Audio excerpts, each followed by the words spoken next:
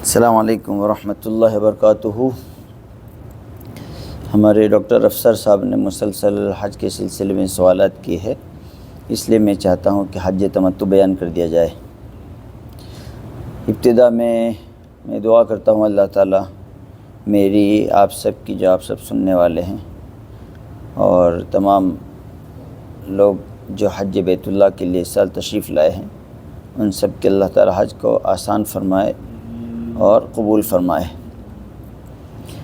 ہم حج کی ترتیب جو ہے ابھی بیان کریں گے 8 ذوالحجہ سے، اس لیے کہ 8 ذوالحجہ تک کے جو اعمال ہے وہ سب ہو گئے ہیں۔ تو کل صبح میں 8 ذوالحجہ ہے۔ 8 ذوالحجہ کو سب حاجی حضرات جو ہے وہ اپنے ہوٹل سے احرام باندھیں گے، جہاں جہاں مقیم ہے ہوٹل میں، وہاں سے احرام باندھنے کے بعد 2 شکلیں ہیں۔ آپ جو ہے وہ پیدل حج کرنا چاہتے ہیں یا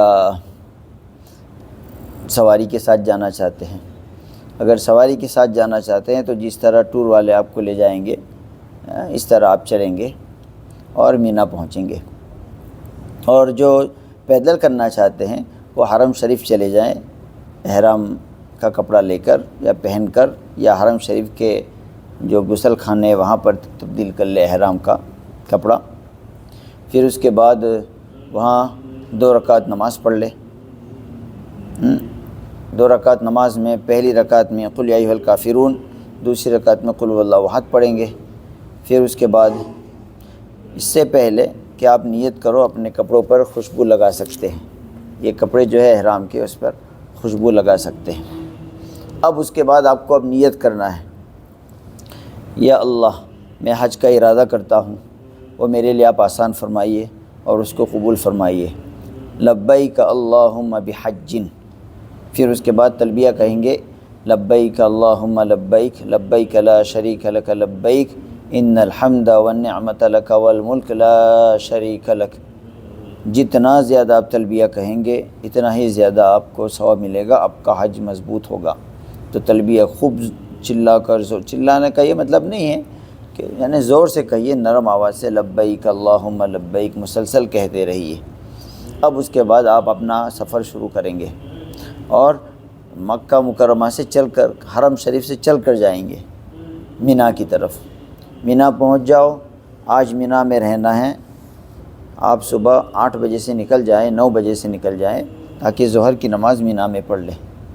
تو آج ظہر، عصر، مغرب، عشاء، یہ 4 نمازیں آپ مینا میں پڑھیں گے۔ اور کل صبح کی فجر کی نماز، کل صبح فجر کی نماز پڑھنے کے بعد، طلوع آفتاب ہو جانے کے بعد آپ عرفات کے لیے نکل جائیں، چلنے والے چل کر، سواری والے سواری میں۔ اور اس کے بعد عرفات پہنچ جائیں اور عرفات پہنچ کر ظہر کی نماز پڑھیں۔ عرفات میں ظہر کی نماز جو ہے وہ اگر امام ہے، امام کے ساتھ پڑھتے ہیں تو امام صاحب وہاں ظہر اور عصر ساتھ میں پڑھائیں گے۔ تو امام ابو حنیفہ رحمۃ اللہ علیہ کے یہاں ظہر اور عصر کی نماز ساتھ میں نہیں ہوتی ہے، لیکن آج کے دن، عرفہ کے دن، ظہر اور عصر کی نماز ساتھ میں پڑھنا ہے، 2 پڑھنا ہے۔ ظہر کی سنتیں بھی نہیں پڑھنا ہے اور عصر کی سنتیں بھی نہیں پڑھنا ہے، یہ ہے۔ اور اکیلے پڑھتے ہیں تو پڑھنا ہے ظہر اور عصر، 2 رکعت ہی پڑھیں گے، ہم تو مسافر ہیں، اور سنت پڑھنا چاہے تو پڑھیں۔ پھر اس کے بعد ظہر کے بعد اصل ٹائم شروع ہوتا ہے عرفہ کا، تو اس میں آپ خوب گڑ گڑا کر رب تبارک و تعالیٰ کے سامنے دعائیں مانگیں گے۔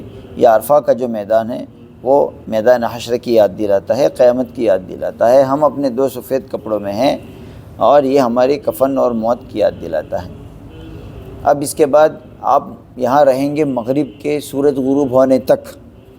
سورج غروب ہو جانے کے بعد آپ کو یہاں سے نکلنا ہے، مغرب نہیں پڑھنا ہے، آپ نکل جائیں گے۔ آج کا سب سے اچھا جو ذکر ہے عرفات کے میدان میں، سب سے اچھی جو دعا اور ذکر جو ہے، لا الہ الا اللہ وحدہ لا شریک لہ، لہ الملک و لہ الحمد یحیی و یمیت وہو علی کل شیء قدیر۔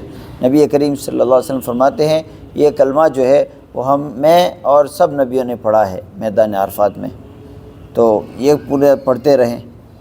اور اس کے بعد اب سورج غروب ہو جانے کے بعد آپ مزدلفہ چلیں گے، اور چل کر جب بھی پہنچ جائے مزدلفہ، مزدلفہ وہاں سے 6-8 کلومیٹر ہے. آپ جب بھی پہنچ جائے تو وہاں پہنچ کر آپ کو مغرب اور عشاء ساتھ میں پڑھنا ہے، امام کے ساتھ پڑھے تو، اور اگر اکیلے پڑھے تب بھی ساتھ میں، اس لیے کہ جب آپ پہنچ جائیں گے تو عشاء کا وقت بھی ہو جائے گا. تو مغرب کی 3 رکعت پڑھنا ہے، سنتیں نہیں پڑھنا ہے، اور عشاء کی 2 رکعتیں پڑھنا ہے، اور وتر بھی پڑھ لینا ہے. اس طرح اذان تو ہو گئی، لیکن اقامت کہنا ہے دونوں نمازوں کے لیے. اب اس کے بعد رات کو آپ یہیں پر قیام کریں گے، سو جائیں گے، اور یہاں سے آپ کنکریاں چن لو. پہلے دن ایک شیطان کو مارنا ہے، اس کے لیے 7 کنکریاں ہو گئی. دوسرے دن 3 شیطان کو مارنا ہے، 7 7 7 21 کنکریاں، تو 7 اور 21 ہو گئی 28. اور تیسرے دن پھر تینوں شیطان کو مارنا ہے کنکری، 7 7 7، تو یہ ہو گئی 49، 21 ملا کر. اور اگر چوتھے دن بھی آپ مارنا چاہتے ہیں، وہی رہنا چاہتے ہیں، تو پھر اور دوسری آپ یعنی 21 لے لو تو ہو جائے گی 70.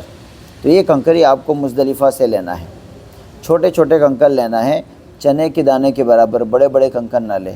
اس سے شیطان کو پتھر سے آپ ایسا نہیں کہ لگائیں گے، یہ تو آپ کے دل کا جذبہ ہے اللہ تعالیٰ کے حکم کو پورا کرنے کا اور شیطان کی بات کو رد کرنے کا. اس جذبے سے آپ جب اللہ اکبر کہہ کر ماریں گے تو اس کا اثر آپ کے دل پر بھی ہوتا ہے اور شیطان کو بھی ہوتا ہے.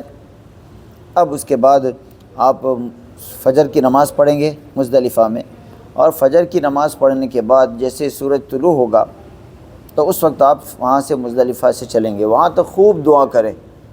یہ مزدلفہ کا قیام واجب ہے. صبح جب سورج نکل جائے تو آپ نکلنا شروع کر دیں گے مینا کی طرف. مینا پہنچ کر آپ کو 7 کنکریاں بڑے شیطان کو مارنا ہے.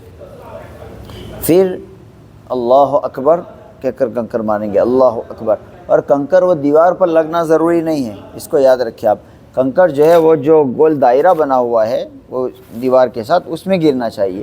اس میں گرا ہے تو آپ کا کنکر مقبول ہے. اگر اس میں نہیں گرا ہے تو پھر آپ کا کنکر مقبول نہیں ہے، آپ کو دوبارہ مارنا ہے، یہ یاد رکھیں. اب اس کے بعد جو ہے آپ کو دعا کرنا ہے. یہ دعا کرنا سنت ہے اس کنکر کے مارنے کے بعد.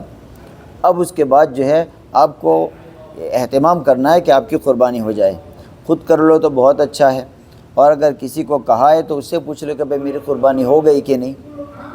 یہ اب قربانی ہو جائے تو اس کے بعد بال اس طرح سے کاٹو تو زیادہ ثواب ہے، اور اگر اس طرح نہیں ہے تو پھر مشین سے کینچی سے بھی کر سکتے ہیں، کاٹ سکتے ہیں.